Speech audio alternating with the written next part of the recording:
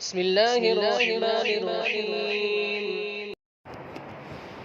نحمده ونصلي على رسوله الكريم، أما بعد، فأعوذ بالله من الشيطان الرجيم.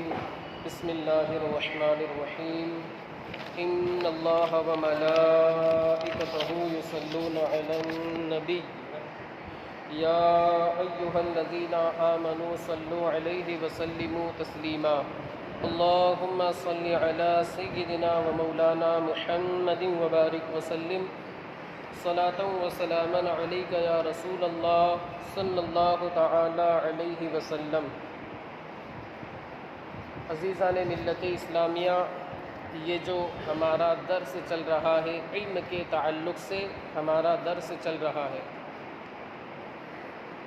پچھلے ہفتے مجلس کے تعلق سے ایک حدیث پاک آپ حضرات کو ہم نے سنائی تھی، اور مجلس سے جو شخص چلا جاتا ہے، جو شخص بیٹھ جاتا ہے، یا جو امام سے قریب ہو جاتا ہے، خطیب سے قریب ہو جاتا ہے، اس کے لیے کیا ثواب ہے، یہ ساری باتیں آپ حضرات کے سامنے ہم نے بیان کی تھی. اب آج کا جو بیان ہے وہ حدیث پاک بخاری شریف کتاب العلم میں جو اگلی حدیث ہے، آج کی حدیث یعنی جو گزشتہ حدیث بیان کی تھی اس کے بعد والی جو حدیث ہے، وہ حجۃ الوداع کے موقع پر جو آپ نے ارشاد فرمایا تھا. ایک طویل خطبہ ہے، ایک کافی لمبا خطبہ ہے، تو اس میں سے کچھ باتیں آج کی حدیث میں انشاءاللہ العزیز بیان کی جائے گی. حجۃ الوداع یہ شاید مسلمانوں کو نہ معلوم ہو کہ کس ہجری میں یہ واقع ہوا. بہت ساری دوسری باتیں معلوم ہوتی ہیں، مگر جو اسلامی معلومات ہے، جو اسلامی چیزیں ہیں، وہ معلوم نہیں رہتی. یہ افسوس کی بات ہے. علم کی مجلس میں نہیں بیٹھتے، علماء سے قریب نہیں ہوتے، علماء سے رابطہ وغیرہ نہیں ہوتا، اس وجہ سے ان ساری باتوں سے ناواقفیت رہتی ہے. خیر، آج کی حدیث پاک ہے، اس میں حجۃ الوداع کے حوالے سے بیان کیا گیا ہے. حجۃ الوداع کے تعلق سے میں آپ حضرات کو مختصر طور پر بتا دوں کہ 25 ذی قعدہ کو، 25 ذی قعدہ جو ذو الحجہ کے مہینے سے پہلے جو مہینہ ہوتا ہے، تو اس کی 25 تاریخ کو یعنی 25 ذو القعدہ کو حضور اکرم صلی اللہ علیہ وآلہ وسلم نے مدینہ منورہ کے اندر یہ اعلان فرما دیا کہ اس سال ہمیں حج کرنا ہے، اس سال ہمیں حج کرنا ہے. یہ اعلان فرمانا تھا کہ سارے کے سارے جتنے اس وقت مسلمان تھے وہ سارے کے سارے مکۃ المکرمہ حج کے ارادے سے روانہ ہو گئے. راوی کا بیان ہے کہ میں جدھر نگاہ اٹھاتا تھا، دائیں دیکھتا تھا، بائیں دیکھتا تھا، سامنے دیکھتا تھا، پیچھے دیکھتا تھا، سارے کے سارے مکانات پر پوری کے پوری جگہ مسلمانوں سے گھری ہوئی تھی، یعنی پیر رکھنے کی جگہ نہیں تھی. یہ رسول اللہ صلی اللہ علیہ وسلم کے ایک اشارے پر عاشقان مصطفیٰ جمع ہو گئے تھے. چاہے تو اشاروں پر کایا ہی پلٹ دے دنیا کی. خیر، یہ تو ان کے غلاموں کا عالم ہے، تو جب غلام کا یہ عالم ہے تو آقا کا کیا عالم ہوگا. ایک اشارے پر ایک صرف ارشاد آپ نے فرمایا کہ اس سال ہمیں حج کرنا ہے، اور یہ اس وجہ سے آپ نے اعلان کروایا تھا کہ چونکہ نو مسلم کچھ نئے نئے اسلام میں داخل ہونے والے لوگ تھے، ان کو اپنی زیارت سے مشرف بھی کرنا تھا، اپنے دیدار کا جام بھی پلانا تھا، اپنے خطاب سے انہیں ان کے قلوب کو منور مجلہ اور روشن بھی کرنا تھا. اور شریعت کے جو اصول ہے، قوانین ہیں، جن کی بالکل بنیادی حیثیت ہے، جسے بیسک کہا جا سکتا ہے، ان قوانین کو اپنی امت تک پہنچانا بھی تھا. اس وجہ سے آپ نے ارشاد فرمایا اور سارے لوگوں کو جمع کر دیا. 25 ذی قعدہ کو آپ تشریف لے گئے، آپ نکلے. میں اس کے تعلق سے بھی بتا دوں کہ کس ہجری میں یہ واقع ہوا ہے. 10 ہجری کے اندر یہ حجۃ الوداع جو ہے یہ واقع ہوا ہے. 10 ہجری کے اندر حجۃ الوداع جو ہے یہ واقع ہوا ہے. آپ کی پوری زندگی، مختصر طور پر میں آپ حضرات کو بتا دوں کہ 40 سال تک آپ مکہ مکرمہ میں رہے. 40ویں سال اللہ کے حکم سے آپ نے اعلان نبوت فرمایا، یا ایھا النبی بلغ ما انزل الیک من ربک وان لم تفعل فما بلغت رسالتہ. اس آیت کریمہ کے مطابق آپ نے اپنی نبوت کا اعلان فرمایا۔ پھر 13 سال تک آپ تبلیغ فرماتے رہے۔ اولاً تو آپ نے خفیہ طریقے سے اعلان نبوت فرمایا، جسے تبلیغ کا پہلا دور کہا جاتا ہے۔ پھر ارشاد ہوا فاصدع بما تؤمر واعرض عن المشرکین، کہ آپ کھلم کھلا اعلانیہ طور پر کھل کر کے تبلیغ کرو اور مشرکین سے اعراض کرو۔ خیر، آپ نے علل اعلان تبلیغ کا کام شروع کر دیا جب 40 افراد ہو گئے۔ 40ویں آپ جانتے ہوں گے حضرت عمر بن خطاب اسلام لائے، تو حضرت عمر نے بارگاہ رسالت میں عریضہ کیا، یا رسول اللہ علیک الصلاۃ والتسلیم، کیا ہم حق پر نہیں ہیں؟ کیا ہمارا دین سچا نہیں ہے؟ کیا ہم سچے مذہب کے ماننے والے نہیں ہیں؟ آپ نے ارشاد فرمایا بلا یا عمر، اے عمر کیوں نہیں، ہمارا دین سچا ہے، ہمارا مذہب سچا ہے، ہمارا اللہ سچا ہے، ہماری کتاب سچی ہے، اور تمہارا جو نبی ہے محمد وہ بھی سچا ہے صلی اللہ علیہ وآلہ وسلم۔ اب حضرت عمر نے عرض کیا تو پھر ہم کیوں ڈر کر کے گھر کے اندر نماز پڑھیں؟ ہم علل اعلان نماز پڑھیں گے اور کعبے کے سامنے جا کر کے نماز پڑھیں گے۔ خیر، حضرت عمر کے اس مشورے کو رسول اللہ نے قبول فرمایا۔ کعبہ مقدسہ کے سامنے جا کر کے تشریف لے گئے اپنے جانثار صحابہ کے ساتھ۔ اس وقت 40 کا قافلہ تھا۔ آپ نے علل اعلان نماز ادا فرمائی۔ پھر کفار چاروں جانب سے ٹوٹ پڑے، چونکہ اسلام کے لیے قربانی دینی تھی۔ اتنی آسانی سے انسان اسلام ہم تک پہنچا ہے، ہم اس کی قدر نہیں کرتے۔ یہ شہادت گہے الفت میں قدم رکھنا ہے۔ لوگ آسا سمجھتے ہیں مسلمان ہونا، یہ ایک معمولی چیز نہیں ہے۔ بڑی مشقتوں سے، بڑی مصیبتیں برداشت کرنے کے بعد اللہ کی آزمائشوں کو رسول اللہ نے قبول فرمانے کے بعد ہم تک یہ اسلام پہنچایا ہے۔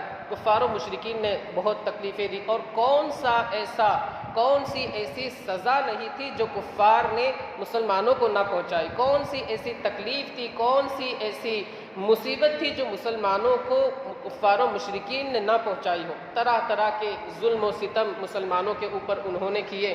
رسول اللہ ہمارا عقیدہ ہے مجبور نہیں تھے، مختار تھے۔ ایک دعا فرما دیتے، سارے کے سارے کفار تباہ ہو جاتے۔ حضرت موسیٰ نے دعا کی، حضرت عیسیٰ نے دعا کی، حضرت شعیب نے دعا کی، حضرت لوط نے دعا کی، بہت سارے سابق انبیاء نے دعا کی، مگر ہمارا جو رسول ہے، آمینہ کا لال ہے، عبداللہ کا جگر ہے، وہ تو رحمت للعالمین بن کر کے آئے تھے نا، ان کے سر پر تو شفاعت کا تاج تھا۔ وہ اگر دعا فرما دیتے، سارے کے سارے کفار و مشرکین ایک پلک جھپکنے کے اندر جل جاتے، تباہ ہو جاتے، مگر اللہ کے رسول کو دین پہنچانا تھا، اسلام پہنچانا تھا، تبلیغ کرنی تھی۔ خیر، 13 سال تک ان کفار و مشرکین کے ظلم و ستم کو لوگ برداشت کرتے رہے، مسلمان برداشت کرتے رہے۔ رسول اللہ صلی اللہ علیہ وسلم کی 13 سالہ آزمائش کا جو زمانہ تھا، اللہ تعالیٰ چونکہ اپنے محبوب مقرب بندوں سے امتحان لیتا ہے، اور بندہ اللہ کی نظر میں جتنا مقبول ہوتا ہے اتنا ہی سخت اس کا امتحان ہوتا ہے۔ سب سے زیادہ کائنات میں مقبول کون سی شخصیت ہے؟ بلا شبہ رسول کریم صلی اللہ علیہ وسلم کی ذات مقدسہ ہے۔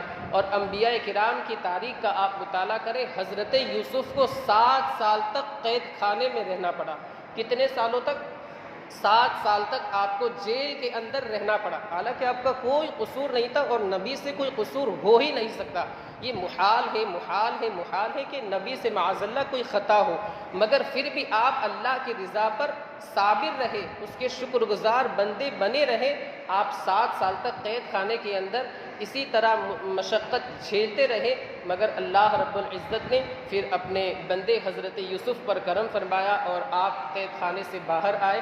اللہ نے اس صبر کا آپ کو یہ صلہ عطا فرمایا کہ تقریباً پوری دنیا کی بادشاہی آپ کے حصے میں عطا فرما دی۔ یہ اللہ رب العزت نے صبر کا آپ کو صلہ عطا فرمایا۔ حضرت یونس کو بھی اسی طریقے سے آزمایا۔ قرآن عظیم میں ہے وَظَنُّونِ إِذْ ذَهَبَ مُغَاضِبًا فَظَنَّ أَن لَّن نَّقْدِرَ عَلَيْهِ، کہ مچھلی کے پیٹ کے اندر تقریباً 40 یا 45 دن رہے۔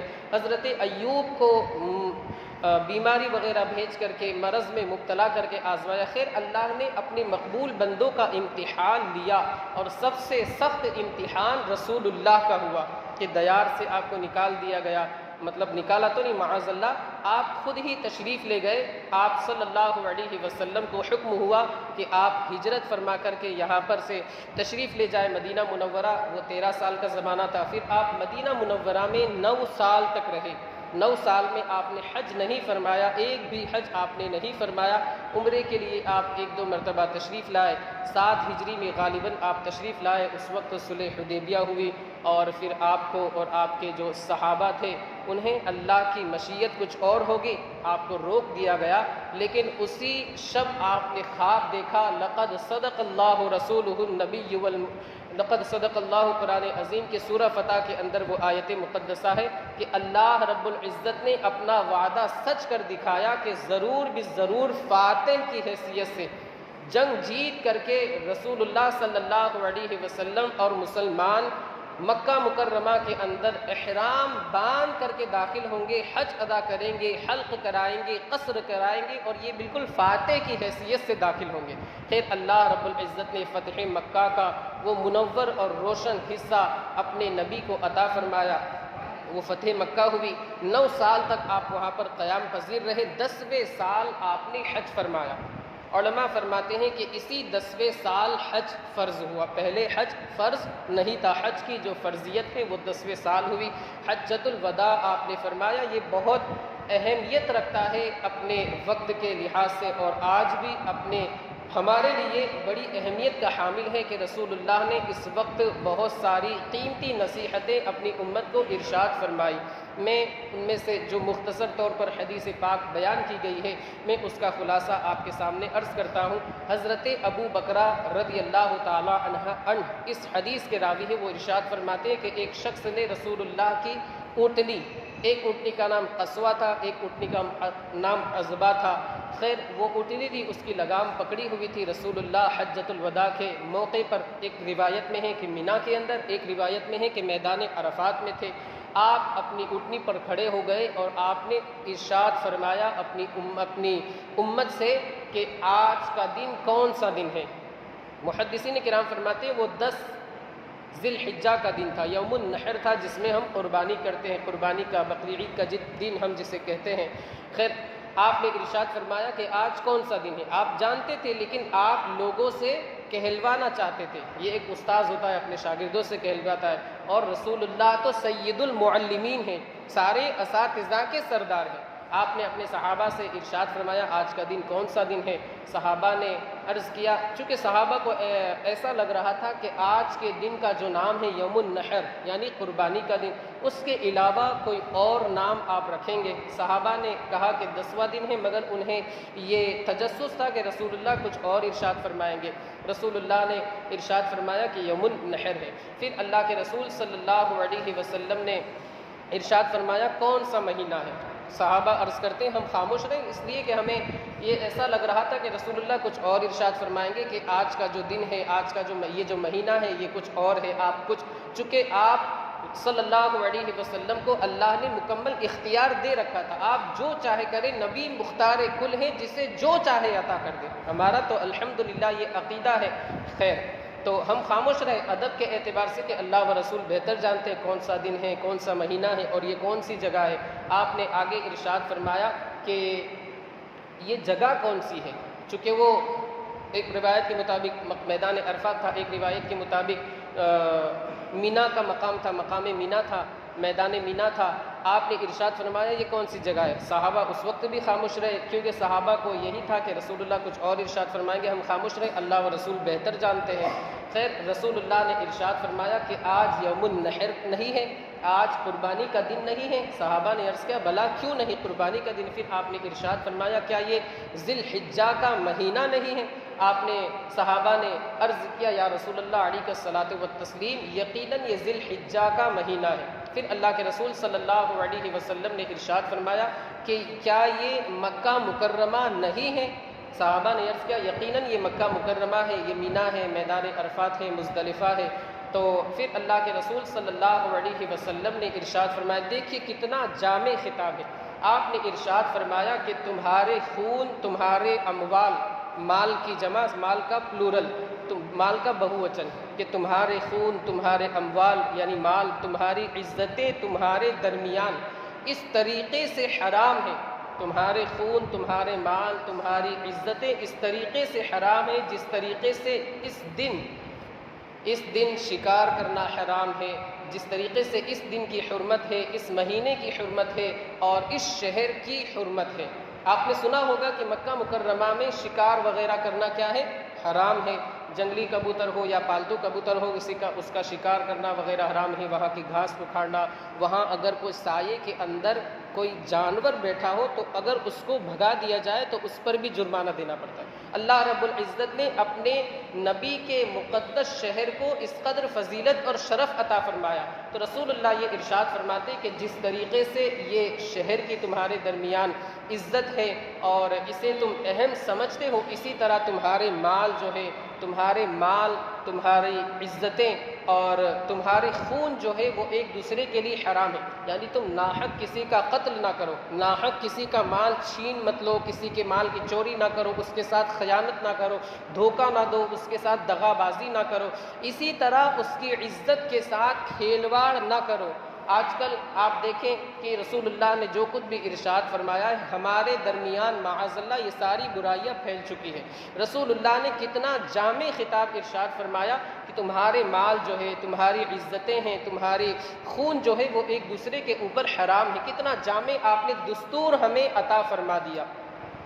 تو میرے دوستو، ہمیں اس حدیث پاک کو اپنے اوپر عملی طور پر نافذ کرنا چاہیے۔ ایک بات میں آپ حضرات کو یہاں پر یہ بتا دوں کہ آج کل لوگ اسلام کے اوپر، صاحب اسلام محمد عربی صلی اللہ علیہ وسلم کے اوپر یہ الزام دیتے ہیں کہ یہ جو مذہب ہے یہ بالکل قتل و غارت گری کا مذہب ہے، معاذ اللہ، قتل و غارت گری کا مذہب ہے، اور ٹیررسٹ وغیرہ پتہ نہیں کیا کیا الزام طرح طرح کے آئے دن وہ لوگ بہتان، جھوٹ، دغا بازی وغیرہ سے کام لیتے رہتے اور اسلام کو بدنام کرتے رہتے۔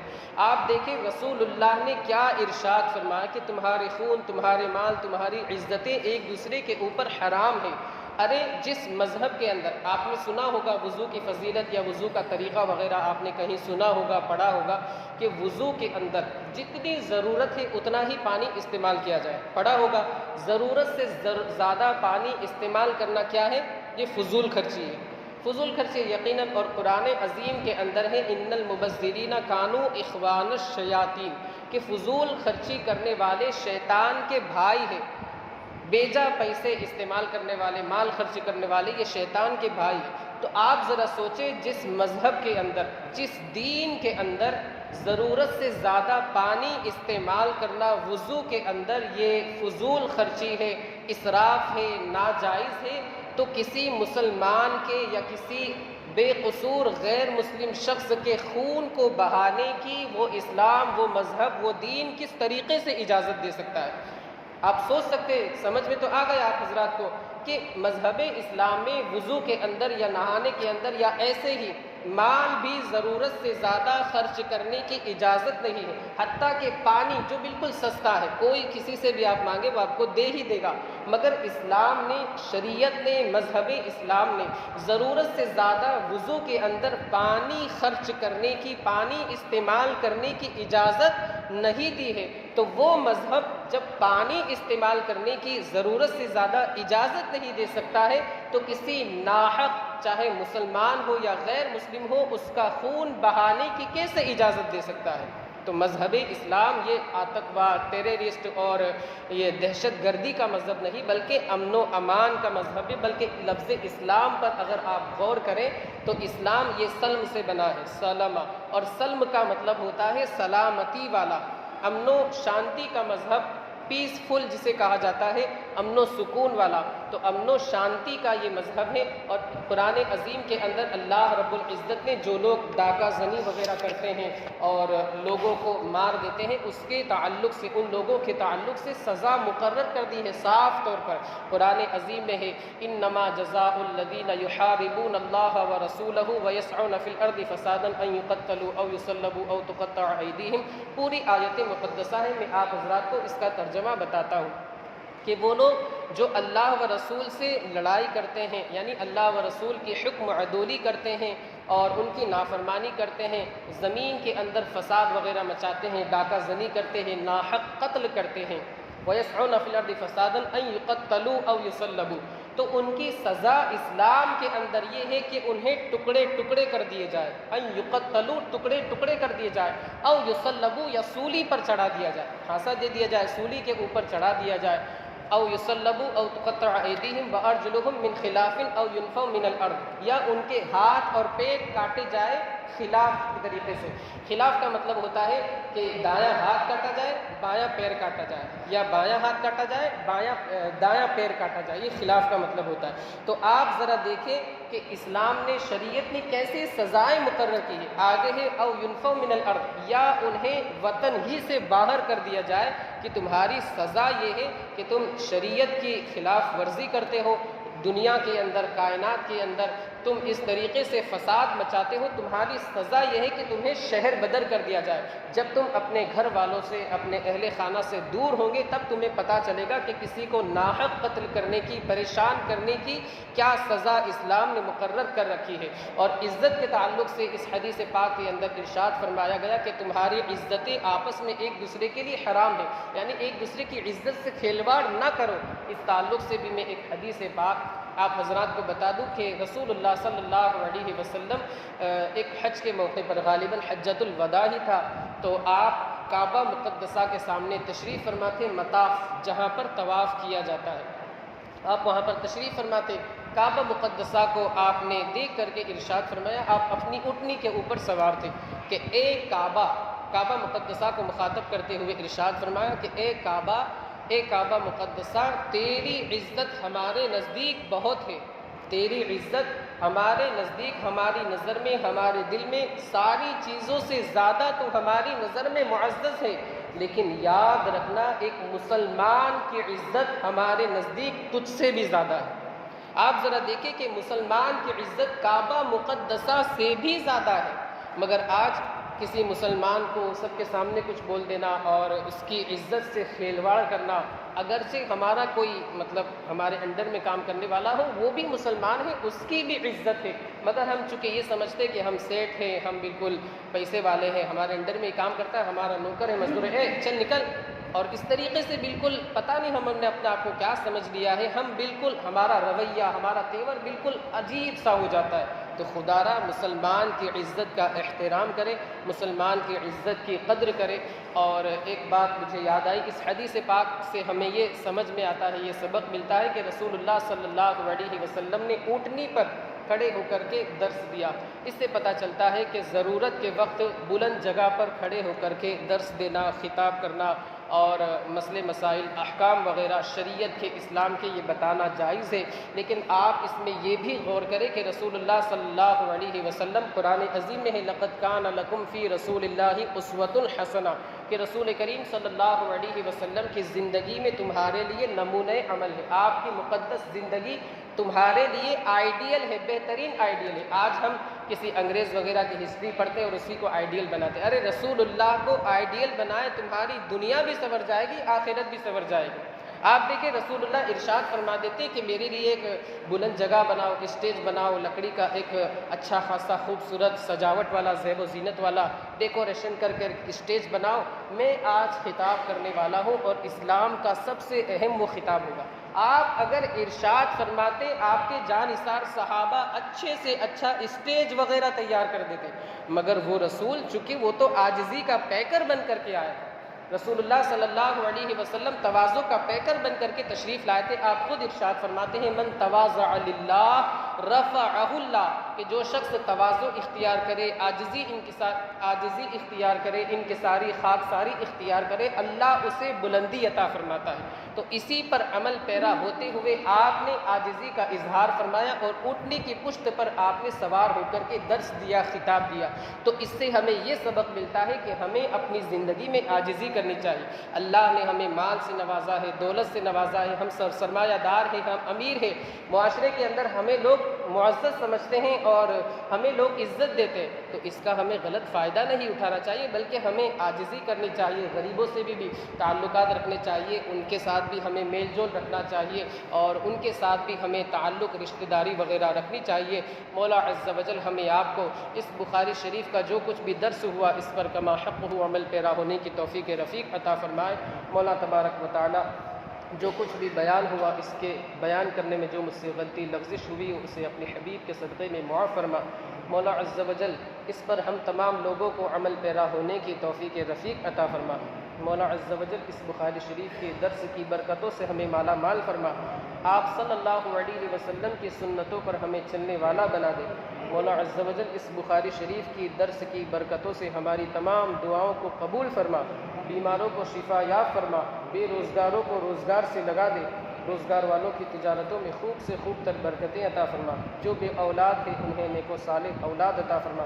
وصلی اللہ تعالی علی خیر خلقہ و نور عرشہ سیدنا و مولانا محمد وعلی آلہ واصحابہ اجمعین برحمتک یا ارحم الراحمین بحق لا الہ